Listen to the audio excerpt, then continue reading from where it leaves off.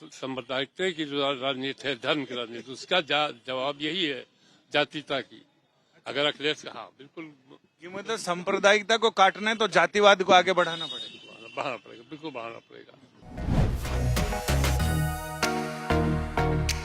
सीतापुर जिसने दशकों तक लोगों की बुझती हुई आंखों में रोशनी दी है, अब वो सियासत सीतापुर के लोग क्या सोचते हैं इस तमाम चीजों को लेके। सर आपका नाम जानना है? मैं आशीष मिश्रा मेरा नाम। आशीष जी, माहौल क्या चल रहा है यहाँ का? देखिए, जहां तक माहौल की बात है तो उत्तर प्रदेश में जब भी चुनाव होता है, धर्म और राजनीति के चारों ओर चुनाव घूमने लगता है। तो धर्म और राजनीति, धर्म और जाति का कॉकटेल जो है परोसा जा रहा है। वो हमारे सीतापुर में भी अभी एक फंक्शन हुआ जिसमें धर्म के नाम पर एक अच्छा कार्यक्रम हुआ। लेकिन मैं समझता हूं कि जो सत्ताधारी पार्टी है वो धर्म को आधार मानकर अपना मोबिलाइजेशन उसने स्टार्ट कर दिया है, जिसमें सीतापुर भी एक पार्ट है।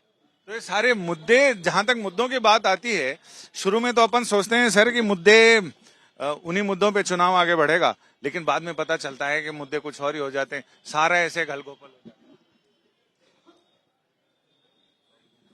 है। पूरा नाम भी बताइएगा अपना। सुखवीर सिंह।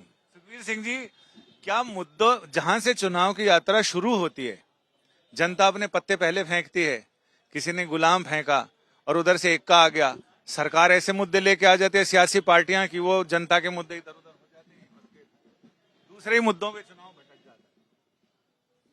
देखिए, सभी पॉलिटिकल पार्टी इलेक्शन पर्पस के लिए एक ही बात कहती हैं, कोई अलग बात नहीं कहता है। धर्म है, राजनीति है और सोशल सिस्टम को चैलेंज करने की बात है, सोशल इविल्स को इरेडिकेट करने की बात है, वो सब कहते हैं और बड़े अच्छे अच्छे और बहुत बढ़िया वादे करते हैं। अब कौन कितना पूरा करता है, कौन कितने एजेंडे पे अपना कायम रहता है, ये तो सत्ता में आने के बाद मालूम होता है।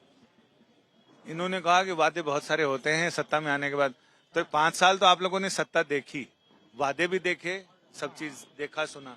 देखा, वादे देखे, कुछ पूरे हुए और कुछ अधूरे रह गए। नहीं, वादे तो पूरे हो रहे हैं। वादे पूरे हो रहे हैं, वादे पूरे हैं। वादे पूरे हो रहे हैं। और जो पार्टी क्या करती है, अपने मैनिफेस्टो में क्या क्या रख रखा है, कैसे क्या कर रखा है, ये बात दूसरी है। अब जब वो सत्ता में आएंगे तब हकीकत मालूम होगी कि दरअसल वो कहते क्या हैं और करते क्या हैं। सर लेकिन बात तो ये है कि सत्ता में आएंगे तब तो आगे की चीजें चलेंगी। पहला पुराना जनादेश, पुराना घोषणा पत्र, उस पे कितने खरे उतरे आप लोगों के? हमारी निगाह में तो उस पे बिल्कुल नहीं खरे। जिन बातों पे इलेक्शन लड़े थे उन मुद्दों को तो सब भूल गए। और वो 5 साल तक की वही धर्म की राजनीति और सांप्रदायिकता की राजनीति जो है वही अभी रही। दादा हमारी समझ तो यह रहा है कि उसका वो असल मुद्दे जो है जनता के, वो सामने नहीं आ पाते इलेक्शन के टाइम तक की। शुरू में तो सब उभारते हैं लोग और सब लोग कहते भी हैं कि हाँ ये गिरानी है, ये है भ्रष्टाचार है, या उसका की महिलाओं पर वो अत्याचार हो रहे हैं। मगर बाद में जब इलेक्शन का टाइम आता है तब तक वो इतना भ्रमित कर दी जाती है पब्लिक कि उसमें वो वही मुद्दे सांप्रदायिकता और हिंदू और मुसलमान और ये वही इन्हीं मुद्दों पर इलेक्शन होता है। मगर एक ही चूंकि अब की इलेक्शन जो है वो डायरेक्ट फाइट 2 पर 2 होने जा रही है। देखिए, समाजवादी पार्टी और भाजपा, बाकी कांग्रेस और बसपा और जो ओवैसी वगैरह आ रहे हैं, इनका तो कोई मतलब अस्तित्व है नहीं, कोई अस्तित्व नहीं। इलेक्शन डायरेक्ट होगा। संभावना इस बात की है कि अब की समाजवादी पार्टी की गवर्नमेंट बन जाए। हवा लग रही है आपको कि हवा चल रही है? हवा चल रही है, यही हवा चल रही है आम तरीके से।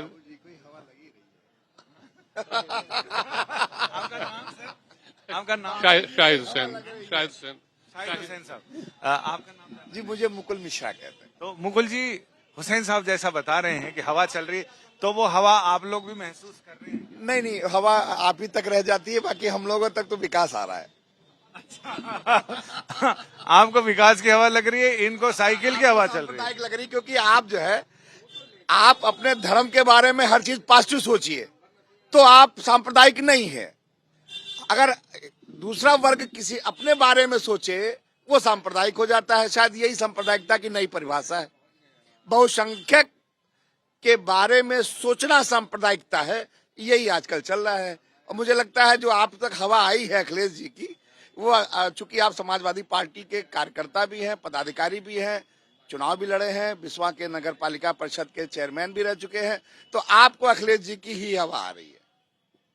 आप बीच में हैं दोनों के बीच, तो आपसे जानना चाहते हैं कि आप पूरा नाम बताएंगे। पंकज कुमार अग्निहोत्री। तो पंकज जी, ये कह रहे हैं कोई हवा नहीं है, इनको दूसरी हवा लग रही है, इनको दूसरी, आपको क्या हवा लग रही है? नहीं, हवा तो भाजपा की चल रही है, लेकिन जो इलेक्शन जब आता है तो आदमी जो है, सारी पार्टियां जो है धर्म और राजनीति से उससे जोड़ देती हैं जात से।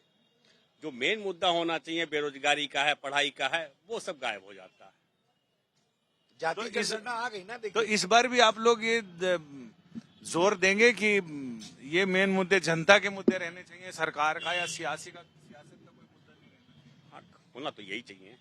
चाहिए वाली तो बड़ी आदर्श स्थिति होती है, लेकिन क्या वो स्थिति रह पा रही है? लोग तो यही बात कहते हैं। भाई साहब, ये कैसे हो सकता है? अभी कल का स्टेटमेंट है अखिलेश जी का कि जातीय जनगणना होनी चाहिए, फिर से वही सब शुरू हो गया। अगर एक जना धर्म की बात कर रहा है तो दूसरी जात की शुरू कर चुका है। और ये आप समझ रहे हैं कि जो समीकरण बन रहे हैं, इनसे गठबंधन, उनसे गठबंधन, इनसे गठबंधन, तो वो जातीयता को जो है एकजुट करने का प्रयास हो रहा है। तो जाहिर सी बात है, जो राजनीतिक पार्टियां बनी हैं उनको सबका एकमात्र लक्ष्य होता है कि सरकार सत्ता प्राप्ति। तो सत्ता प्राप्ति के लिए अगर कोई जात का धर्म सहारा लेता है तो कोई धर्म का सहारा लेता है, तो मैं नहीं समझता इसमें कोई गलत कर रहा है। हुसैन साहब, नहीं, वो असल में ये इसका जवाब ही सांप्रदायिकता की जो राजनीति है, धर्म की राजनीति, उसका जवाब यही है जातीयता की। अगर अखिलेश, हाँ बिल्कुल, ये मतलब सांप्रदायिकता को काटना है तो जातिवाद को आगे बढ़ाना पड़ेगा। बढ़ाना पड़ेगा, बिल्कुल बढ़ाना पड़ेगा। हाँ, अगर मंडल आयोग न आया होता तो ये माहौल, राम मंदिर बना भी ना होता। अम्ल को काटने के लिए एक क्षार लगाइए, आम ज्यादा खा लिया है तो जामुन खाइए, और जामुन ज्यादा खा लिया है तो आम खाइए। ये पुराना फॉर्मूला है कि आम ज्यादा खा लिया है तो उसको हजम करने के लिए 2-4 जामुन खा लीजिए तो आम हजम हो जाता है। तो अगर धार्मिक सांप्रदायिकता की बात है, दुरुस्त करने की बात है जी। हमारा राजेंद्र भट्ट नाम है, मैं कोषाध्यक्ष हूँ बार एसोसिएशन सीतापुर का। अब तो फिर तो पूरे बार के मालिक आप ही। नहीं, मालिक हमारे अध्यक्ष ही हैं, लेकिन खजाने का बिना मेरे दस्तखत के कोई इधर उधर हेर फेर नहीं हुआ है और ना होगा जब तक मैं इस पद पर रहूंगा। वकीलों की सुनने वाला संजय जी कोई नहीं है। आप देखें, जब से देश आजाद हुआ, जज साहब तो सुनते हैं आप लोगों की। नहीं, जज साहब हमारी नहीं सुनते हैं। जज साहब हम अपने क्लाइंट की जो बात कहते हैं उससे सुनते हैं, उसका हम लोग अपना फीस लेते हैं। लेकिन हम लोगों की जो स्थिति आजादी से आज तक थी, आजादी में महात्मा गांधी से लेकर के और जितने भी बड़े नेता हुए वो सारे वकील बैरिस्टर थे, लेकिन वकीलों के हित में कुछ भी नहीं हुआ। जातिगत विचारों में उलझ करके 75 साल से हमारा देश गर्त में चला गया। छोटा सा जापान है और हर आए दिन वहां पर वो भूकंप वगैरह आया करते हैं, और देखिए वो सबसे उन्नतशील देश है, यूपी से भी उसका एरिया कम है। और हमारे वकील साहब, मुझे लगता है कि जब आप कह रहे थे कि साइकिल की तीली वाली बात, साइकिल चला रहे थे बाबूजी, इसके आगे इन्होंने नहीं सोचा देश की बात। इनको इसके अलावा भी पूरा देश है, सोचना चाहिए। और सांप्रदायिकता की जो बात आप कर रहे, तो सांप्रदायिकता में तो आप ग्रसित हैं, सांप्रदायिकता में भारतीय नागरिक नहीं ग्रसित है। उनसे निकल करके आगे के नागरिकों की सबकी देखरेख की जो बात करे और सर्व समाज को जो लेकर के चले, वो तो नेता होता है। अभी सबकी दुकानें खुल गई, अब सब वहां तौले जाएंगे कौन कितना दे रहा। आप तो पूरे देश में घूमते होंगे, एक भी बता दीजिए ऐसा नेता आपको कोई मिला है जो पहले पैदल चलता हो, अब 2-4 फॉर्च्यूनर उसके वो लिए प्रतिनिधि न घूम रहे हों। कहाँ से आता है इतना पैसा? खाने को घर में नहीं, कल ठेलिया चलाते थे। आप कह रहे हो कि आपकी कोई नहीं सुनता, तो जिसकी नहीं सुनता वो वकील कर लेता है। वकील क्या करे? वकील, मैं आपसे अपनी व्यथा कह तो रहा हूँ, वकीलों के लिए सुप्रीम कोर्ट से लेकर के यहाँ तक इतना भी 2 बार कोरोना आया, एक भी पैसा ना तो केंद्र सरकार की तरफ से ना राज्य सरकार की तरफ से वकीलों के लिए नहीं, रिक्शा वालों के लिए, ठेलिया वालों के लिए, सबके लिए साहब कुछ न ले जाइए, अंगूठा लगाइए तब भी ले जाइए। वकीलों को कोई 2 पैसा देने वाला नहीं है और ना कोई ऐसी स्कीम है केंद्र सरकार ना राज्य सरकार ला रही है भविष्य में जिससे वकीलों का कम से कम एक सिपाही जो इंटरमीडिएट पास होता है उसका 50 लाख का बीमा हो जाता है। और जब कोई कैजुअलिटी होती है तो उसके फैमिली मेंबर्स को मिलता, वकीलों को झुनझुना मिलता है, कहीं कुछ नहीं मिलता। हम लोग पूरा जीवन होम कर देते हैं यहाँ और कोई रिटायरमेंट नहीं होता, पूरा जीवन यही श्रीमान जी लग जाता, कोई सुनने वाला नहीं है। तो बढ़िया रिटायरमेंट के टेंशन नहीं, बस इसी में तो वकील मस्त रहता, 100 साल तक जिंदा रहता। बाकी ये जितने नौकरी वाले हैं 60 साल के बाद आप रेशियो देखे 70 नहीं पार करते, 80% हो जाते हैं।